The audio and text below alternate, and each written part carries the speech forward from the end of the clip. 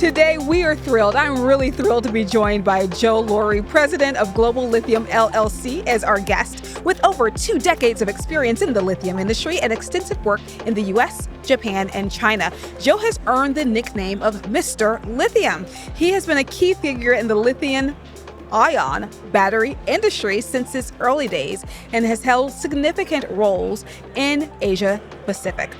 His company, Global Lithium LLC, offers expert advisory services globally, including market analysis and strategy development. Joe, welcome to the show. Thank you very much. I have to say, as a podcaster, I am so excited. I love speaking with people who are usually on the other side of the table, or the other side of the mic, as we might say. So with that, and now, you are now on that side of the mic. I am. So with that said, I would love to, first of all, just get an understanding of how you became known as Mr. Lithium. Did you start calling yourself that? Did people say, hey, you are that man? Like, how did that happen? No, I am not Mr. Lithium. I am the original Mr. Lithium was a guy named Jerry Orazum, and he started going to Japan in the 70s. And he earned the nickname, the Japanese called him Mr. Lithium. So when I kind of took over the business from him, and I behaved, they transferred that mantle to me. So it was a great compliment, but I actually view myself as the Forrest Gump of lithium, so I don't take that Mr. Lithium thing that seriously. So when you say that you are the Forrest Gump of lithium, what does that mean? Right place, right time, accidental. I mean, I just happened to be responsible for the products that were adopted for use in the lithium-ion battery. Sony happened to pick our product. I became the first guy, not because I was smart or good, it's because I was there. Okay. Yeah. So we'll talk about, I want to get into the podcast, obviously, but I want to talk about being there. What does that mean? You make it sound so easy, but I'm assuming there are relationships you have to build, partnerships you have to maintain. Let's talk about building those 100%. partnerships. Yeah. I first went to Japan, in the 90s, and Sony had gotten the product through a joint venture partner we had in Japan, but it was FMC's product. I was working for FMC Lithium at the time. And, I never really was interested in Japan. And I went, and the culture fascinated me. If you've been to Tokyo or Osaka now, there's English signs all over. The train announcements are in English. The train stations are all numbered. There was none of that when I first went. So if you couldn't read Japanese, you literally couldn't get on a train. And that's what, they kind of liked that because they had to lead us around like sheep. So after my first trip, I bought some Pimsleur Japanese language tapes and listened to them incessantly. Mm-hmm. And so the next time I went over there, I could order a beer or green tea ice cream, and they thought that was cute. And I learned more and more, and then when I moved over there, I had a great Japanese teacher. I took it Monday, Wednesday, and Friday, and then all of a sudden they couldn't talk trash in front of us because I understood. So, but doing that got me respect, and it wasn't like just another gaijin coming over, loud American who said we won the big one or something like that. I tried to be very respectful of the culture. I read a lot of books about how to behave. And, so I think that was the genesis of starting to build relationships. But the other thing was, I was over there for the 20 years between 95 and 2015. I spent a lot more time in Japan than I did in the United States. Because I lived there for 5 years, then I lived in China for 5 years, but I went every month to Japan. And then after I moved back, I was going about every month. So, you build relationships, but the typical playbook for American companies was they switch guys around all the time. So as I would see them switch guys, I would start calling them out for, how many of you guys am I going to have to, know? Sure. And yeah, it was a different thing. But I think the fact that I was genuinely fascinated with the culture, and I took the Japanese language equivalency test. I did a lot of stuff that people didn't do. Yeah. So. And I'm wondering too, FMC, that's kind of what the springboard, if you will. Yeah, 100%. But your interest in that market, a lot of the folks we've talked to have talked about market sizing, identifying a market. Tell me how you identified that that's the market I need to lean into. I need to learn the language. I need to pick up on the customs. Well, how did you identify that? It's a great question. The interesting thing is what attracted me to lithium And the lithium-ion battery didn't exist when I started.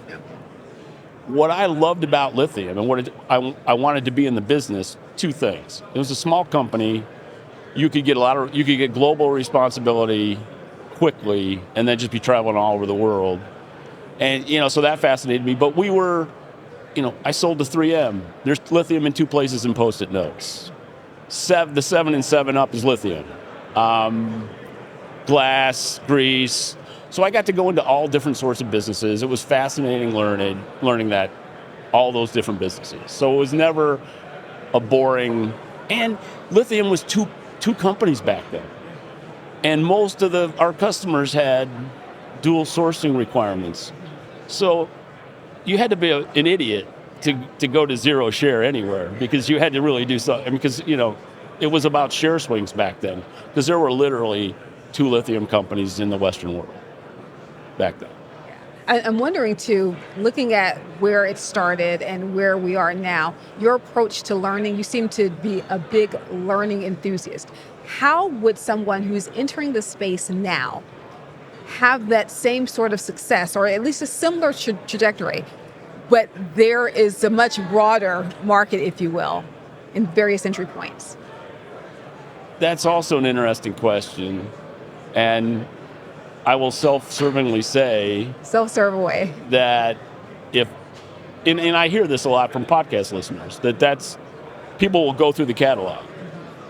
There's 190 episodes out there. Actually, after my friend over here sends me the file from the podcast I just recorded, there's going to be 191. And I just, when I finished the podcast just a few minutes ago, 3 different people came up and thanked me for doing it, and a lot of people said that's how they learned the industry. So when I started, there were no books on lithium. It was really, you learned from your elders, basically. And I had an issue because I wasn't a chemical engineer. I was a finance guy that decided I wanted a technical job, and the HR guy said, "You can never have that. It's a pipe dream." And 2 years later, I was commercial, and he was gone. So things work out. Commercial, and he was gone. Yeah. So with that said, I want to hear a bit about your leadership philosophy. Being in this role, clearly you're a fantastic natural-born podcaster. Clearly you have lots of acumen around this industry. What key traits do you feel have served you well in terms of leadership qualities that have helped you to hone your craft here? I managed a type A personality in cultures that don't like type A personalities. You have to learn to be self-aware enough to modify your behavior. You go to Japan and act like the typical aggressive American, and bad things happen.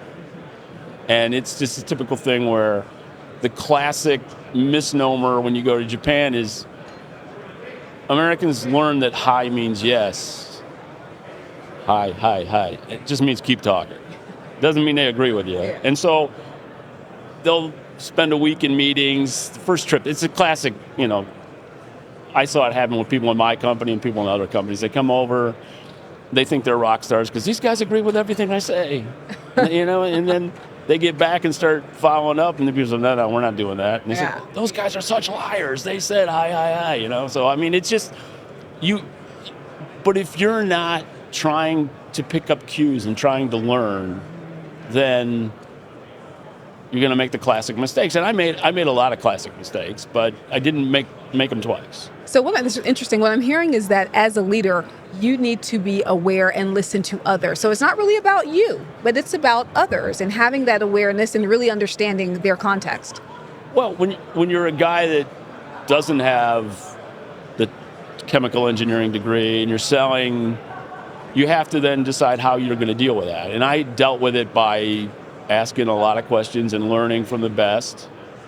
And I also, I said to my boss, and how I got the job was, I said, we had a new guy come in, and I was still in finance at the time, a new leader. And he asked me what I thought. And I thought, well, you got a bunch of chemical engineers who think they're selling chemicals and they're selling financial return. They don't even know what they're selling.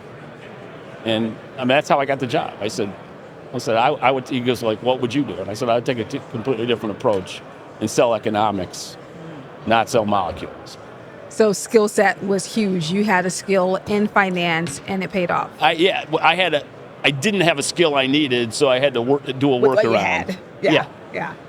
I'm curious, do you think that, you mentioned asking questions, do you think that podcasting has helped you gain a strategic advantage? Because think about the questions that you ask, how you ask them, how you approach interviews. What about that has given you an advantage that others don't have? Yeah, I think I always had a natural curiosity anyway. And when you live in two different cultures, and Japan and China are both Confucian cultures, but they're not the same. So you had to learn how to get the most out of people, and a lot of that was by asking the right questions and getting to their motivations and learning from that. In terms of how you understand how people are motivated, I mean, in business, there is money, of course, there is praise, and we've talked about this as a theme. How do you get to that from a business perspective? Yeah, and I will honestly tell you that when I first moved to China in 2005, if you were bilingual, and all the multinationals going over there needed at least some bilingual people.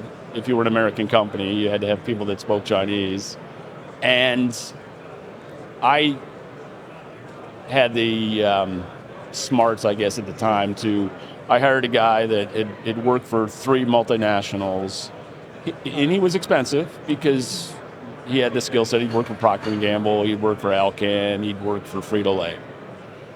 And I basically said, look, I'm a talking head here. I was like, my success is going to be based on how good you are. And I'll do anything I need to do to affect your success, because your success is ultimately my success. And he said to me, he goes,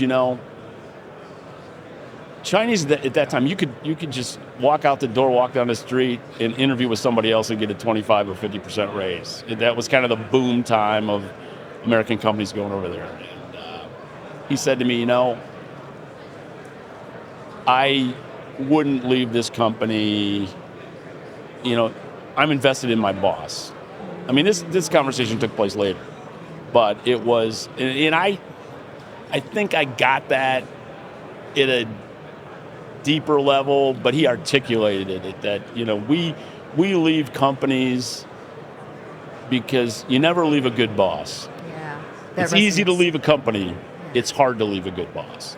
With that, I love that example. And with that said, I'm wondering, what type of advice would you give to someone who is looking into entering into a space, and the market is different, maybe they don't have the options that that person had, but they really want to understand how to get in? How should they present their motivations? And say, for a lot of folks, money is a motivator, but we know that companies have budgets, and if you fall outside of that budget, you mentioned he was expensive. If you're expensive, you may not get the job because we have a budget. How would you recommend someone think through how they present themselves, particularly in this industry, if there are some nuances there? Well, I think you have to know deep inside yourself what you want out of the job. And yeah, there's a money component to it, but I mean, it's pretty well proven that some of the most unhappy people on this planet are billionaires. So I think you have to find your comfort level, and then the company has to continue to meet growth needs that you have, but you have to. One of the things that I work for a very autocratic, hard-nosed company, and the best advice I got in that regard was, what happens to you is totally up to you. But I also ignored every job description I ever had. That was a fundamental of, I didn't care what the job JD said. So you're going above and beyond. You took it and you added 20% to it. It wasn't even about that. It was like a lot of times the job description is wrong. I mean, it was like, for my success in Asia, if I'd have followed my job description, I'd have failed. So, because it was like an autocratic organization, and I wasn't going to succeed by following the typical playbook. Because I had to make the customers in Japan feel like my partners. And ultimately, we had a new CEO come in, and he said, you've done a terrible job because they're loyal to you. And they should be loyal to the company. And I said, you don't understand where you are.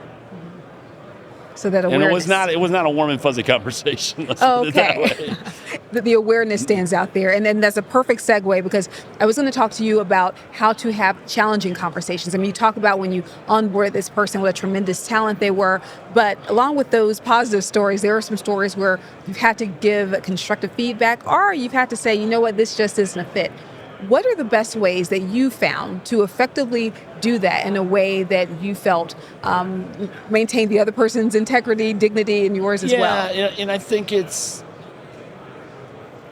like what your mother would do to you too. It's like make you think it was your idea, make you think it's like maybe you need to change, but have conversations that weren't like. I mean, if there's a performance issue that's very clear, there's objective facts you can present. But you, especially in the Japanese culture and the Chinese culture, face is everything. Face time. Yeah, no, well, the concept of face is you don't make somebody lose face. You don't make somebody feel bad about themselves. You don't insult somebody. I mean, that's why it was very funny, because the guy who sent me over there, he'd come over 4 times a year.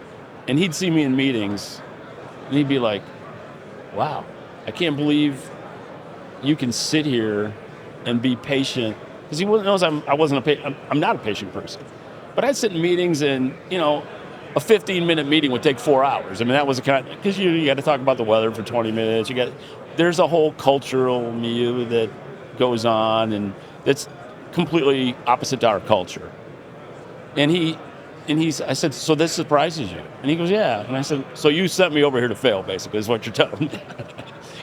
I said, if you didn't think I could do this, it was an interesting moment for both of us. Yeah. Could you talk about some experiences where people call it failure? Some people say they're growth opportunities to grow, but an experience that you've had that really took you to the depths in some way, caused you to question some things, and how that was a tremendous learning experience for you. Yeah, I always viewed it as playing the long game. And there were times in the industry where I had the power position because there was a shortage of product, or we were the only company that produced it, and I had huge leverage.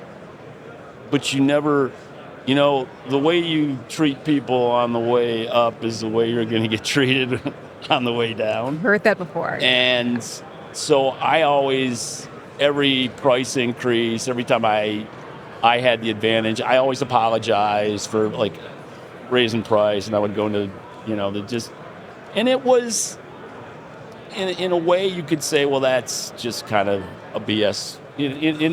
It is, but if the culture wants that, you give it to them. and I just tried to learn it wasn't just what they wanted to hear, but they needed to feel good about my motivations. And that's why I got trusted as much as I did, because that's why they said. It was really funny that the CEO conversation that I had, our biggest customer goes up to a guy who's up to the board level himself in a much bigger organization than ours, and he thought he was giving me face by saying to my CEO, oh, we don't buy from FMC, we buy from Joseon. And I told him later, I said, man, you just signed my death warrant, but I appreciate it. So that was really one of the lower points of your career, because... Oh yeah, I felt I had succeeded in both countries, and I had. I mean, all the metrics I had succeeded. But when you get a new guy in who doesn't really understand how all this works, but he's the power player, and he just basically calls you a massive failure because in his mind, everybody should always say they love the company. And I said, you don't get it. I am the company to them. Mm-hmm, mm-hmm. Because before me, they had a new guy every 2 years, and they hated that. And I've been here 10. Or 20, or what. I mean, the relationships I had were multi-decade, and that was not. And you asked another question that I don't think I fully answered. It was really about, I decided to stay in lithium 2 years in, and they tried to promote me out of that division multiple times, and I said no. Because I knew I couldn't get what I had there making pesticides, or, there wasn't any other businesses the company had that I wanted to do. Yeah. So I said, if that's it, I'll go, and I'll go work for a different lithium company, and there weren't a whole lot of options back then. So you could say that, and because of what you brought to the firm, they swiftly pivoted and said, no, we changed our mind, let's keep you here. It was funny because And I leveraged this too. Everybody thought I was over there suffering in Asia because nobody really understood Asia, and they thought, well, you got to eat funny food, and they don't. I mean, the first time I went back to North Carolina after being gone a year, because I wanted to keep my kids out of the country for a full year because of the homesickness issue. I wanted them to be fully immersed. We came back, and I was at a club, swim club, and this guy was a dentist, so he wasn't like the village idiot. And he comes up and he goes, "How you doing with that Chinese?" And I said, "What do you mean?" And I said, "Oh, you mean Japanese?" He goes, "Oh, is that what they speak over there?" I mean, it was beautiful.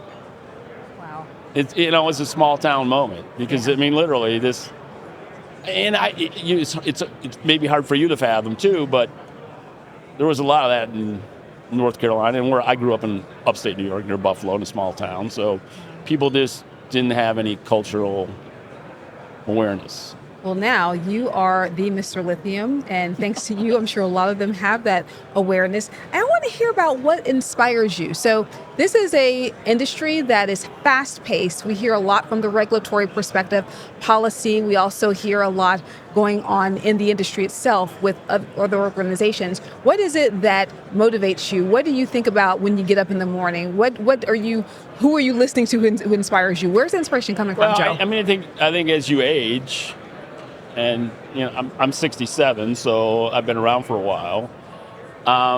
Your motivation changes, because I'm not trying to climb the mountain anymore. I'm trying to help people learn. I'm trying to put people together. I'm trying to take what I know and make other people's situations better. I mean, it's just pretty simple. I mean, it's like golden rule stuff. Yeah. Fantastic. I'd love to get into a quick question about the podcast. To all the podcasters out there, give us your success strategy. What levers do you have that has really, you're laughing, that have really supported you having such the amazing following that you have? You using this as an educational tool, you making this content around the industry more accessible. Those are things that you are doing. How is it, if you were to map out for someone your strategy for how you get that done, what would you say to them? The top 3 things would you say to them? Again, this is a Forrest Gump thing. I mean, I just got lucky. I did my first podcast in November of 17 in Buenos Aires, and had a friend I knew that was there, and we were in the studio, and I love podcasts. I was listening to Tim Ferriss and a bunch of, This American Life, whatever, all those. I listen to a lot of podcasts. And I thought, well, I'd like to do it. And a lithium podcast, are you serious? I mean, I thought, okay, I'll do 12. Nobody will listen, and I'll have it out of my system. And for whatever reason, it was the right time to do it. The industry was on an upswing. And I did episodes, the first 50 episodes I did on studios on 5 continents. So we were in Shanghai, we did a studio in Shanghai, Buenos Aires, even in like Salta, Argentina, there's a studio you can record at. London, Perth. Wow. And, it got traction, and people liked it, but I thought, this has got a limit, and it's probably, I thought 12. I'm on 191, and it's been downloaded in 180, even North Korea. I got North Korea this week, which it's probably the government. I don't think it's, but it's really, that means a lot to me. Mm-hmm. It means more to me that it's Global Lithium, and I'm in 189 out of 195 countries. I've had downloads. So that impresses me. The number of listeners isn't that big a deal to me, although I have had an episode with over 100,000 downloads. It's lithium. But how did you do it? Yeah, it's lithium. That's my point exactly. It's lithium. How did you do this? It's lithium. How did you gain these followers? I knew people, and I'd say, hey, you want to be on the podcast? Now I rarely have to ask people. I had to ask Daniel because he's been on so many times. I think maybe he's tired of it. But sorry, for context, I just did a podcast with a guy who's been on 7 times. And no, it was an experiment that worked. Mm-hmm. But there was no brilliance, there was no plan. I liked doing it. I think it came through that I liked doing it. I think it came through that I was having honest conversations. It just worked. Are you mindful around the editorial piece? Is your intention to educate, or is your intention to raise awareness about certain products or certain industry flows and shifts? What's your intention behind that? I think it was in one of Ferriss's books, and I think he talked... Tim Ferriss? Yeah, I think he talked about writing, too, that you should write for yourself. And if it interests you, it'll have an audience. And in a podcast, it's the same way. I try to have a conversation that interests the guy I'm talking to. And, every episode's not for everybody. And I know that. But I have a very consistent... I put an episode up. I know how many people are listening at 5 hours, at 10 hours, at 24 hours, because I have a global audience, so it doesn't matter what time I release it. I'm going to have listeners. And I just think you can't overthink it, and you can't overplan it, and if it's real, there's an audience that'll gravitate to it. Are you looking at other channels in the future outside of podcast? Well, I write a lot, so I honestly, for me, writing's more of an outlet. And I like to write. I'll put stuff on LinkedIn, I'll put stuff on my website. Sometimes people send me cease and desist orders when I do that. But a whole nother podcast. Okay, we'll stay tuned for that. But no, I don't want to do YouTube. Who wants to look at me for an hour? Nobody. And when I listen to a podcast, I'm usually doing something else, working out. And I have my earbuds in, and that's how I listen to podcasts. I never sit down. It's not like watching something on Netflix. And, when I first was doing this, there was a guy in Australia putting all my recordings on YouTube. Wow. And I said, you might want to stop doing that, because it's like, there's no video. Who's going to, And even this, I don't like the idea of this going out into the world in video, because... my first 50 podcasts, I had a hard time. I didn't edit it. I had a young lady that was in college for that kind of thing, did it, but I couldn't even listen to my own voice. Really? Yeah, so I didn't, I had to, because I wanted to know what the product was. And then COVID happened.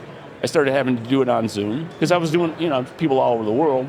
And I learned how to do a podcast in 2 YouTube videos, and I downloaded software, and I do all this stuff myself now, except for today, my buddy over here is going to send me the MP3 file, but I just do it on Zoom, strip off the file, convert it to an MP3, and put it in Audacity, and you can see what an looks like in a waveform. You don't even really have to listen to get the ums and the ahs out. So, but that literally took less than 2 hours of my time to be able to do that. But this from the same person who said, I'm going to learn the language, I'm going to hire a teacher to teach me about the language, Japanese language and culture. So I'm seeing consistency here, learning, whether it's a language or whether it's how to create a podcast. Do you agree with that? Yeah, I think so too. And I think the older you get, the more it's important to continue that. Mm-hmm. Keeps your brain working, First thing I do in the morning is do Japanese on Duolingo. Just to stay, because I'm not over there that much, so yeah. Well, I hear that the best learners are also the best teachers, and so I speak for all the podcasters out there. This is like being at Socrates' feet to really just take all of this in. So this is great. Let's not go. Of the podcasting world, this is fantastic. So when you talk about knowing people, understanding their motivations, very important. Love investing in your manager. People come and leave jobs because, not of the company many times, but because of the manager. And having the customer to see you as the company. They're not doing business with a huge organization. They're doing business with you. They're doing business with Joe. And also, just to fun fact, we've been asking people about fun facts, and I want to see if this one is true about you.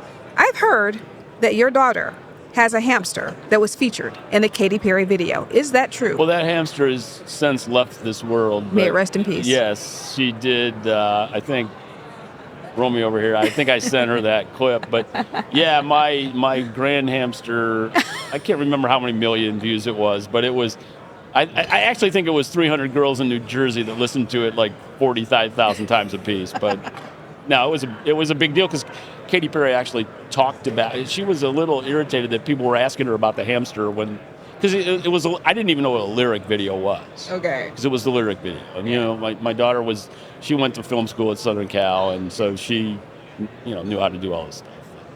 Yeah, it was a thing. It was a thing. Well, Joe, we're so glad that you've created this thing, this podcast. Thank you so much for sharing such deep insights with you. It's been a delight having you on the show. Thank you very much. Appreciate it. And thank you so much to all of our Live Lounge listeners. And don't forget to subscribe to catch up on all of our other episodes. You can find them on YouTube, Spotify, Apple, Podbean, SoundCloud, or wherever you get your content. If you want to find out about other events that we have in this space, just go over to the events section at FastMarkets.com. I'm Keisha Shreen. Thank you for joining.